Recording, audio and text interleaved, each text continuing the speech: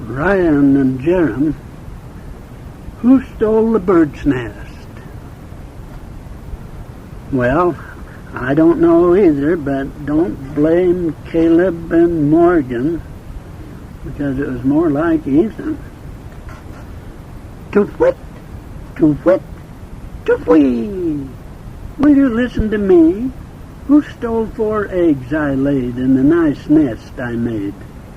Not I, said the cow. Moo!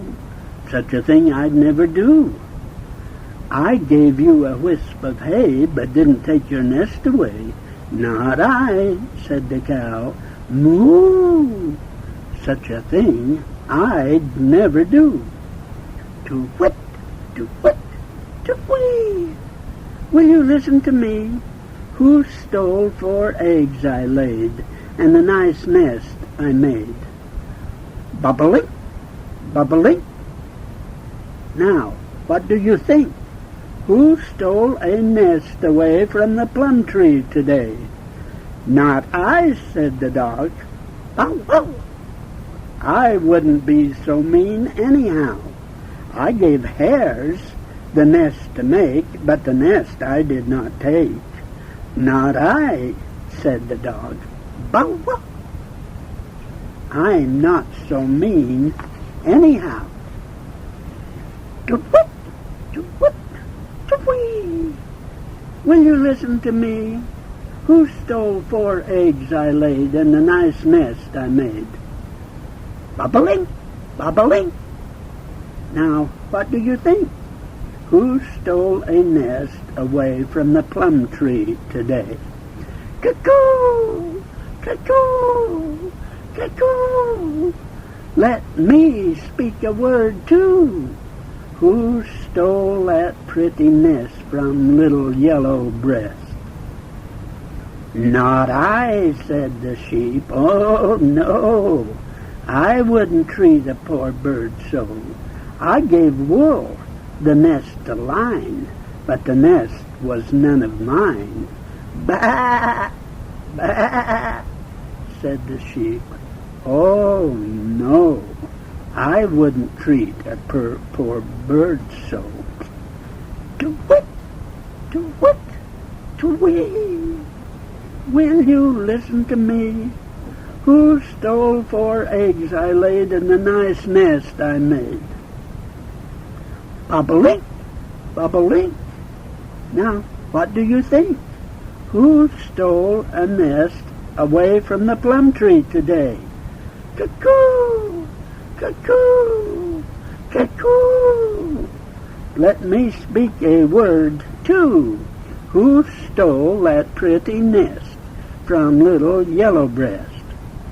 Caw! Caw! Cried the crow. I should like to know what thief took away a bird's nest today. Cluck, cluck, said the hen. Don't ask me again why I haven't a chick would do such a trick. We all gave her a feather, and she wove them together. I'd scorn to intrude on her and her brood. Cluck, cluck, said the hen. Don't ask me again. Chirra-whir, chirra-whir. All the birds make a stir. Let us find out his name, and all cry, for shame. I would not rob a bird, said little Mary Green. I think I never heard of anything so mean. It is very cruel, too, said little Alice Neal. I wonder if he knew how sad the bird would feel. A little boy hung down his head and went and hid behind the bed, for he stole that pretty nest from poor little yellow breast. And he felt so full of shame, he didn't like to tell his name. That was sad, wasn't it? And I know that none of us would do a thing like that. Even down on the river banks, we wouldn't shake a bird's nest down, or we wouldn't climb a tree and tear a nest down, because that's the home of our little friends, the birds. Well, that's that. Here's a little story for Caleb and Morgan when they're home all by themselves. The rest are all to school. It's called Tom Thumb.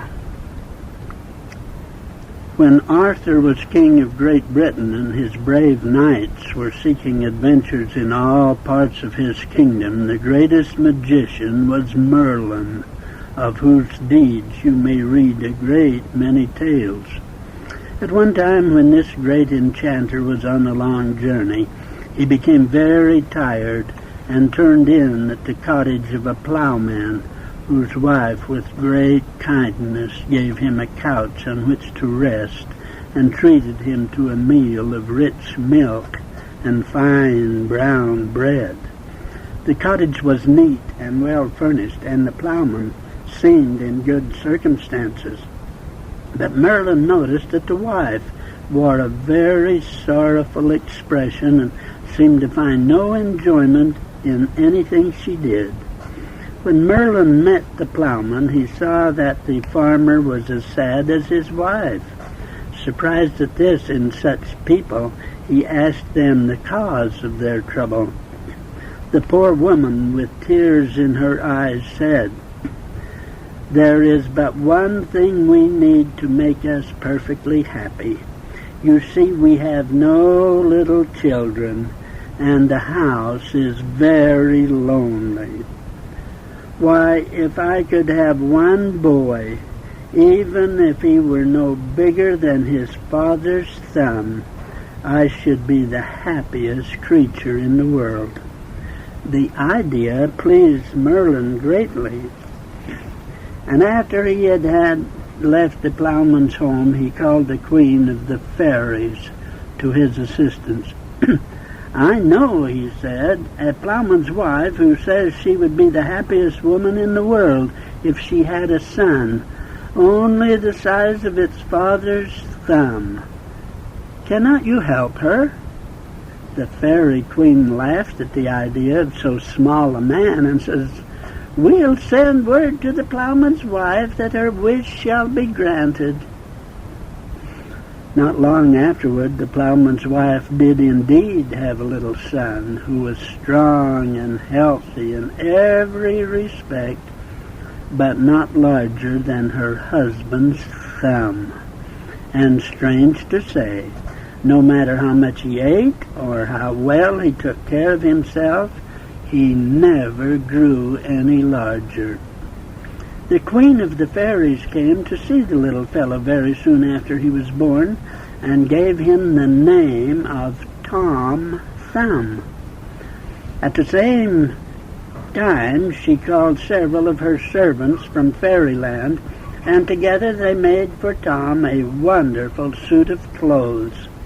His hat was made of an oak leaf, his shirt from a spider's web, his doublet of thistle down, his stockings of apple rind, and his shoes from the skin of a mouse, nicely tanned with the hair inside. Although Tom was not bigger than the man's thumb, yet he was a bright-eyed, sharp-witted little fellow who became very cunning and sly as he grew older. And as he was a great favorite with his mother, she never corrected him very severely, and some of his pranks were quite troublesome. He liked to play the games that other boys played and even joined with them, but he was so little and mischievous that none of the boys liked him very well. Sometimes he would find his way into their lunch pails and steal their food, or even get into their pockets and take out their marbles and playthings. Some of his pranks, however, turned out as badly for himself as for the people he played them on, and a number of times he got into very serious danger. One day while his mother was making pudding, Tom stood on the edge of the bowl to watch her. As she turned away to get some more flour to stir into the bowl, Tom fell in, and his mother, never missing him, stirred him up in the dough and put him in the pot to boil.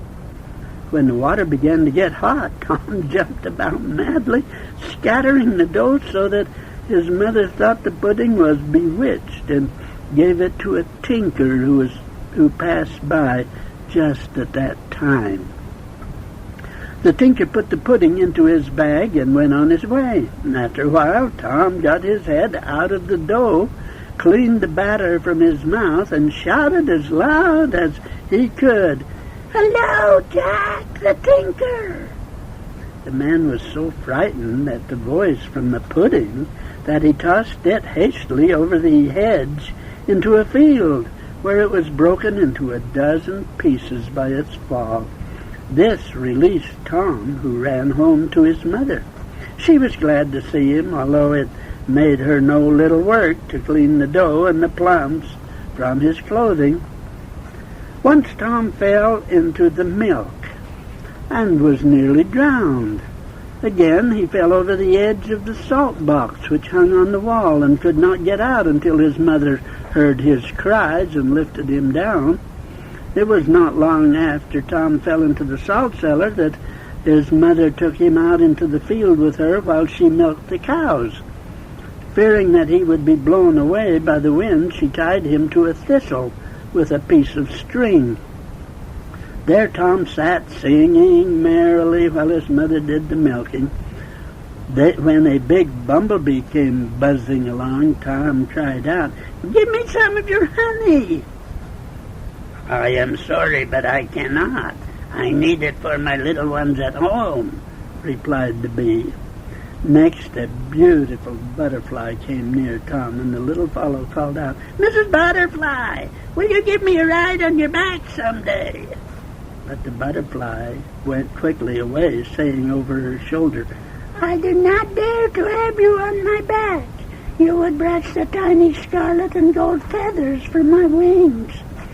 After a while, a little field mouse came and blinked at Tom with his sharp little eyes.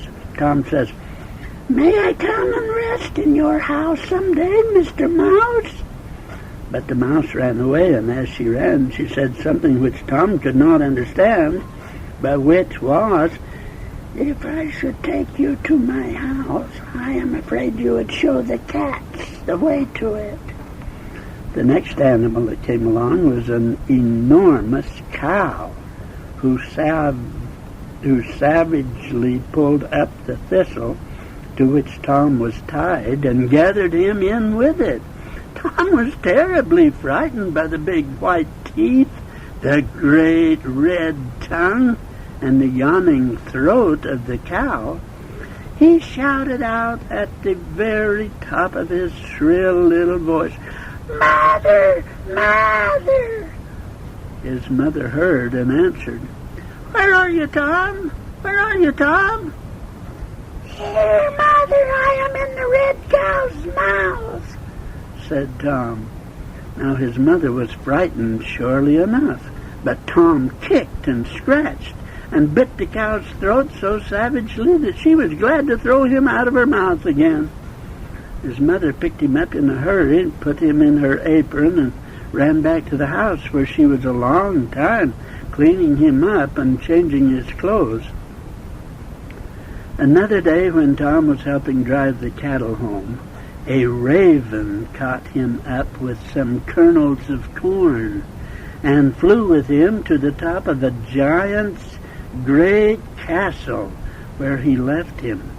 Very soon the giant, walking about on the terrace of his castle, saw Tom and would quickly have eaten him, but Tom scratched and bit the giant's tongue till the great fellow spit him out of his mouth over the terrace and into the sea.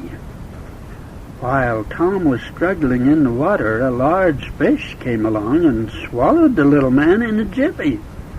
Tom was not big enough to satisfy the hunger of the fish, who was almost immediately seized who almost immediately seized the bait of a fisherman and was soon landed in the boat. The fish was so large and fine that it seemed fit only for a king, and the fisherman took it as a present to King Arthur, who sent it to the kitchen to be cooked. You may imagine the surprise of the cook when she cut open the fish and found Tom alive and kicking in it. Of course, so wonderful a prize was sent at once to the king, who with all his court was very much delighted with the little man. For a long time Tom Thumb was a favorite dwarf at the court, and amused the king and all his followers by merry pranks. The king used to take Tom hunting, and if a shower came up or the sun grew too hot, he would drop Tom into his waistcoat pocket, where the tiny man slept till it was pleasant again. Tom became such a favorite with the king that the latter dressed him up in rich clothes and sent him to pay a visit to his parents, telling him that he might have as much money as he could carry. Tom found a little purse, put into it as much as he could lift, shouldered his little bag, and started on his journey back home. After traveling 2 days and nights and being almost worn out with the huge weight of silver on his back, he arrived at his father's house. His parents were overjoyed to see him. Tom could scarcely wait to tell them about the money he had. "Oh, Mother," he said, "I have brought you a fortune. The king gave me all the money I could carry to bring home to you, and here it is." Then Tom opened the purse, and there rolled out upon the floor a silver 3-cent piece. The farmer and his wife were amazed at such a sum of money. When Tom's visit was over, his mother took him up, set him on the palm of her hand, and then with a strong puff of her breath blew him back to the king's court, where everybody was glad to see him again. King Arthur made Tom a knight, gave him elegant suits of clothes and a fine mouse to ride as a horse. And many are the stories told of Tom's wonderful deeds. We have no time to read more of them now, but they were so wonderful that people heard about them all over the world. All very naturally wished that Tom had lived in their own country. After a while, they began to think that he did live among them. And now, if you should go to Europe, you would hear the German children, the French children, the Danish children, and all the others telling and reading stories about Tom Thumb. But always the German children read and tell about a German Tom Thumb. The French children about a French Tom Thumb, and so on. But we are going to believe that Tom Thumb really lived in England in the merry days of King Arthur. That is that story. How would you like to be as big as Tom Thumb, Caleb? Well, you'd be able to ride mice around and your feet wouldn't drag on the ground. Man alive, you and Morgan would have a lot of time. Or Jerem could go to school, and what could Jerem do to school if he was only the size of Tom Thumb? He would sure have a lot of fun, wouldn't he? Sneak around to the teachers and go down and untie the boy's shoes, and a lot of things he could do. Well, it's almost time that we're going to come to the end of this tape, so we'd better either get going or get going, one or the other, and probably the best thing for us to do is to get going. There was an old woman who lived under a hill, and if she's not gone, she lives there still. Jack Sprat could eat no fat, his wife could eat no lean, and so betwixt them both, you see, they licked the platter clean. Bye, bye, bunting, father's gone a-hunting, mother's gone a-milking, sister's gone a-silking, brother's gone to buy a skin to wrap the baby bunting in. There was an old woman who lived in a shoe. She had so many children she didn't know what to do. She gave them some broth without any bread. She whipped them all soundly and put them to bed. Pussycat, pussycat, where have you been? I've been to London to look at the Queen. Pussycat, pussycat, what did you do there? I frightened a little mouse under the chair.